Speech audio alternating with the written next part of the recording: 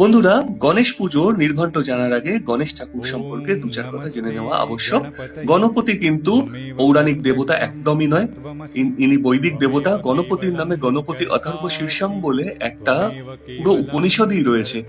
এই গণপতি অথর্ব শীর্ষম কিন্তু একটা আহ এই অথর্ববেদীয় উপনিষদ, যাতে মন্ত্রই হলো ওম গণানাম ত্বা গণপতি গুমাবাময়, মানে হলো হে গণের দেবতা গণপতি, তোমাকে আহ্বান জানাচ্ছি। ওই উপনিষদেরই আরেকটা মন্ত্র হলো ব্রহ্মাস্তম বিষ্ণুস্তম রুদ্রস্তম, মানে তুমি ব্রহ্মা, তুমি রুদ্র, তুমি বিষ্ণু, আর তুমিই হলে পরমাত্মা। মানে মানে গণেশ ঠাকুরের এতটাই আধিপত্য ছিল সেই সময়। আরো মজার কথা হলো, কখনো কখনো কিন্তু গণেশ ঠাকুর আর বৃহস্পতিকে একে অপরের পরিপূরক হিসেবে ব্যবহার করা হতো।